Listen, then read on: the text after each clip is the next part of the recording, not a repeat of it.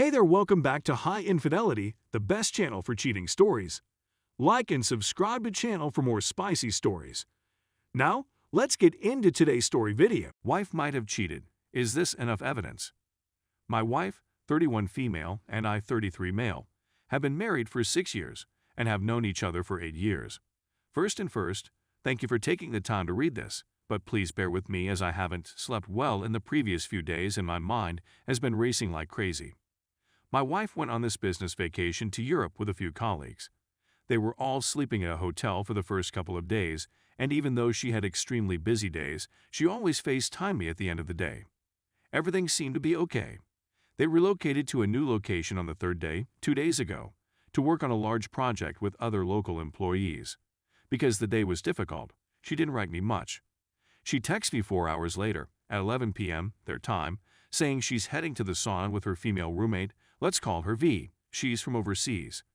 The sauna is located in the complex where they're living, and it is a normal practice in the nation. But considering their long day, it's much too late for that. She then emails me 2:30 hours later at 1:30 a.m., stating I'm going to sleep, write you when I wake up, love you, and I respond. No mention of being weary, of being unable to make a call, of what she had been doing for the previous 2:30 I'm not controlling. It's simply something she usually conveys. It seemed chilly, distant, and out of character. And I had a nasty gut feeling. My gut emotions are typically correct, and I don't ignore them. I had a horrible feeling the whole trip for reasons I'll describe later, but nothing that truly tingled my spidey senses until now. So I had to figure out what was going on.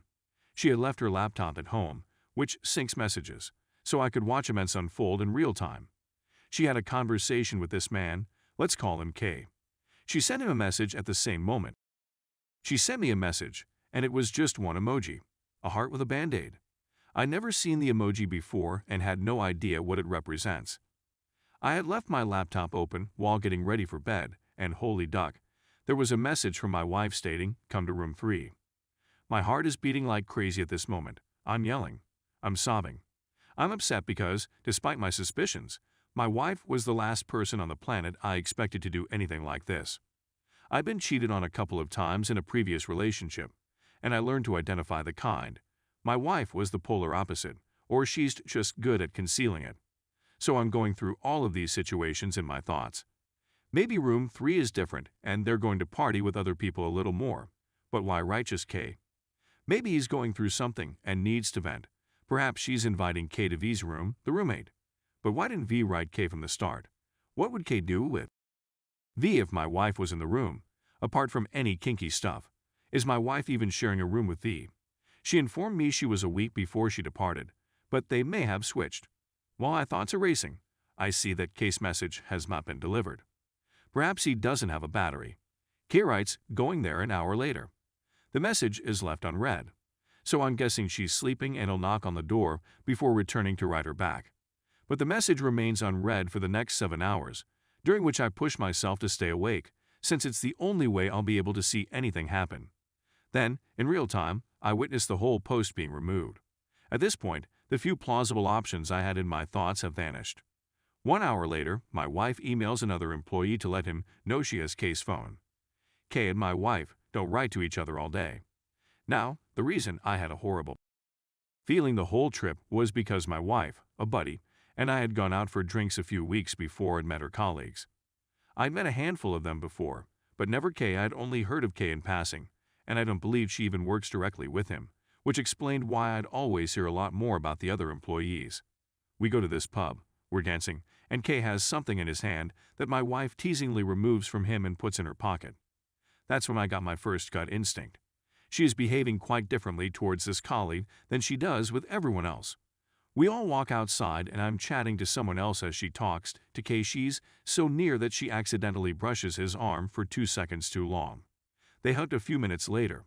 I'm irritated because she's been overworked, going out with her colleagues, and expressing minimal love towards me all week, but she's doing it to this man.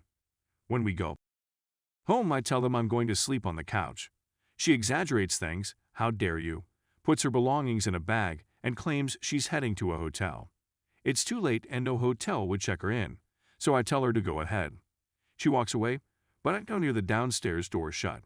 She forgot to bring her iPad, on which she was signed onto Instagram. I'm not proud of it again, but I had to see what was going on.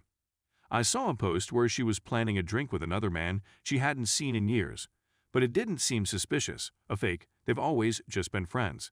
And then I watch it getting removed in real time, and I become very up on it, missing other threads being deleted that I didn't have time to read. I texted her about these plans since I was inebriated.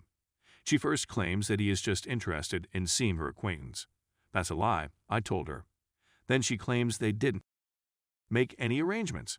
I informed her that I had seen the texts. She continues to deny it, never claiming that it's just a buddy or whatever. Then she goes back to "How dare you question me?" followed by "I'm so pressured at work, I'm sorry I'm not enough, I can't be everything to everyone." I tell her that if she thinks I've misinterpreted anything, she can come upstairs and we can clear it up. She arrives, but once again refuses to clarify or acknowledge anything, and the conversation is all about how she isn't enough.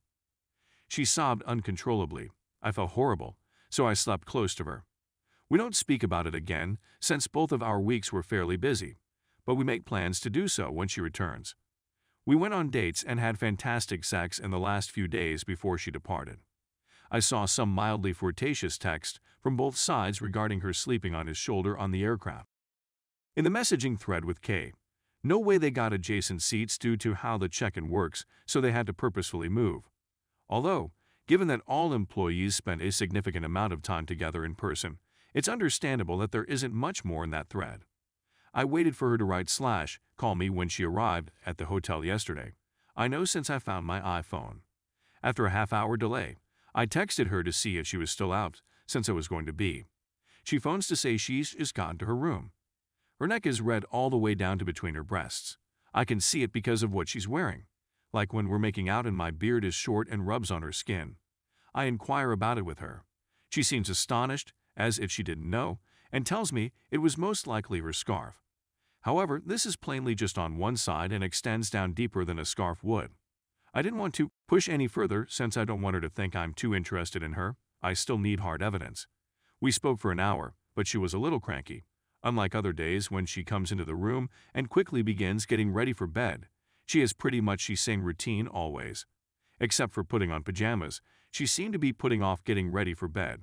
So I keep hesitating, waiting to see whether Kay would write her or if she will write back. Then I inquire about the sauna. She said she barely got in since it was so crowded. Then I question her about additional things, and they don't seem to match.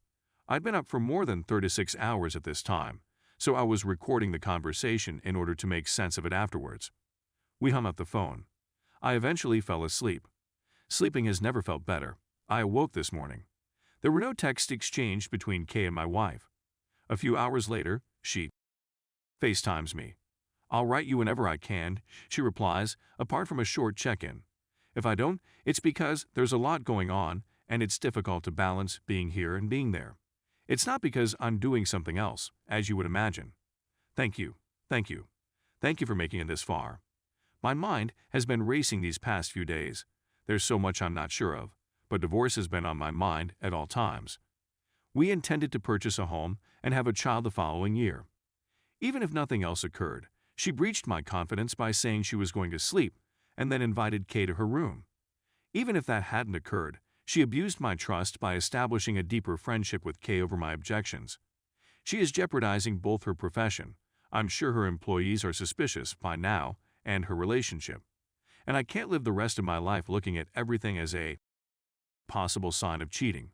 She had 2 symmetrical bruises on her thighs that I only noticed a couple of days after she went out with her coworkers that she couldn't explain and I certainly didn't cause, or feeling compelled to snoop.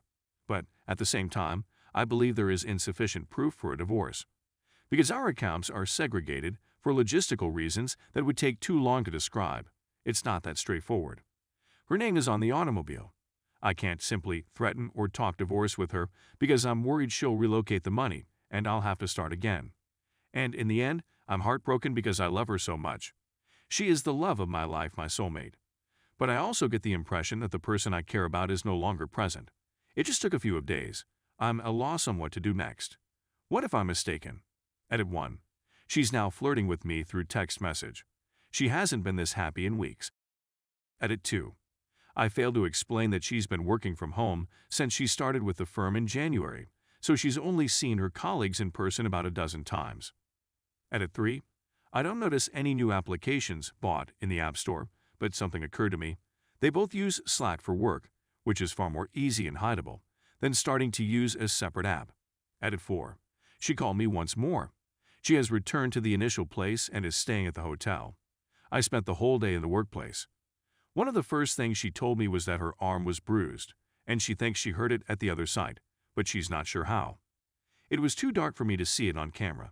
I'm all bruised up, she continued. Well, not all bruised up, just this bruise. Weird.